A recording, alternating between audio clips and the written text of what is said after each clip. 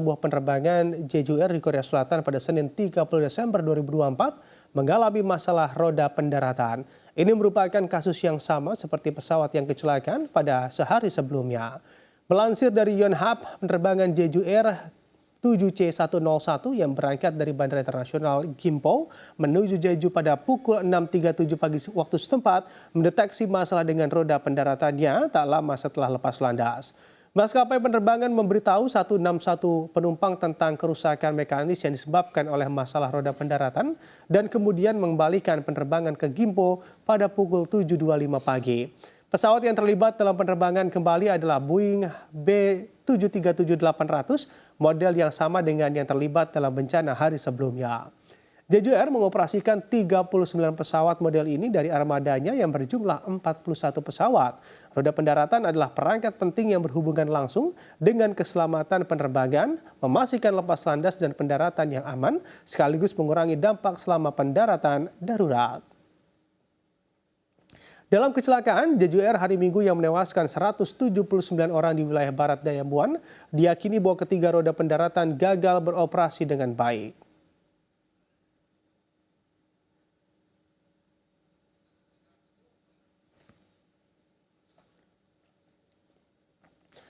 Kita beralih ke informasi lainnya. Perang di Jazirah Arab masih terus terjadi, di mana terbaru setidaknya 2 serangan dilancarkan ke Israel dari medan perang utama Gaza dan tetangganya Yaman pada Senin malam. Mengutip AFP, militer Israel mengatakan telah mencegah 2 proyektil yang ditembakkan dari Gaza Utara kemarin. Serangan itu telah membuat sirine mengaung pukul 20.37 malam waktu setempat meski diklaim militer bisa dicegat. Sebenarnya serangan dari Gaza telah intensif terjadi beberapa hari terakhir, namun Israel sendiri juga masih membombardir wilayah itu bahkan melakukan serangan darat. Dengan menyerang fasilitas kesehatan utama terakhir yang ada di Gaza Utara, Rumah Sakit Kamal Adwan, dan menahan pimpinannya. Militer Israel menggambarkan serangan ke RS Kamal Adwan sebagai salah satu operasi terbesar sejak perang meletus pada bulan Oktober tahun lalu melawan pejuang Hamas. Mereka mengatakan bahwa mereka menahan lebih dari 240 teroris di daerah tersebut.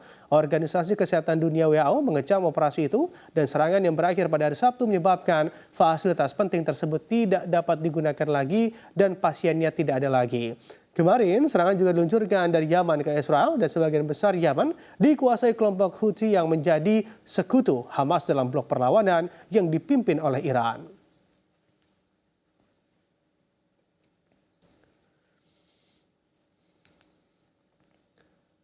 Harga emas melemah karena para pedagang menantikan sentimen termasuk data ekonomi Amerika Serikat pekan depan yang dapat mempengaruhi prospek suku bunga Federal Reserve tahun 2025 serta kebijakan dari Presiden terpilih Donald Trump. Meskipun demikian, emas juga menguat 26,32% sepanjang tahun yang terbaik sejak 14 tahun silam atau tepatnya pada tahun 2010. Ketegangan geopolitik diperkirakan akan tetap tinggi hingga tahun depan dengan Bank Sentral terus memberi emas, sementara situasi utang Amerika Serikat kemungkinan akan memburuk dan defisit meningkat di bawah pemerintahan Donald Trump. Hal ini akan terus mendorong permintaan emas sebagai aset safe haven. Harga emas telah melonjak hampir 27% di tahun ini, mencapai rekor tertinggi 2.790,15 dolar Amerika Serikat pada 31 Oktober karena investor beralih ke logam mulia di tengah ketidakpastian geopolitik dan pemotongan suku bunga Amerika Serikat. Awal bulan ini, Ketua The Fed Jerome Powell memberikan sinyal sikap hati-hati terhadap pemotongan suku bunga lebih lanjut setelah menurunkan suku bunga sebesar 1/4 poin sejalan dengan ekspektasi pasar.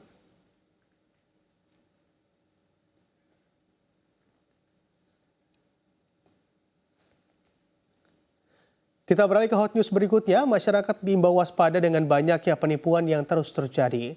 Mengingat sejumlah modus terus bermunculan sepanjang waktu, salah satunya adalah Hwangiri fraud. Penipuan ini dikenal tahun 2000-an di Jepang dan pernah viral di tanah air pada tahun 2018 lalu. Hwangiri merupakan penipuan yang akan membuat panggilan miss call untuk calon korbannya. Ini dilakukan agar mereka mau menelpon kembali si penipu. Sebuah artikel dari Global Telco Consult menjelaskan penipuan ini menggunakan jaringan dan perangkat keras yakni pemanggil otomatis serta nomor layanan tarif premium atau RPS. Alat pemanggil itu akan bisa membuat panggilan telepon hingga ribuan secara bersamaan. Biasanya nomor yang digunakan berasal dari luar negeri, namun nomor telepon itu bukan nomor yang disediakan dan akan dibuat seperti berasal dari nomor asli. Salah satu dampak penipuan uang iri terkait finansial, biasanya para penipu akan menyedot habis pulsa milik korban yang melakukan pemanggilan kembali.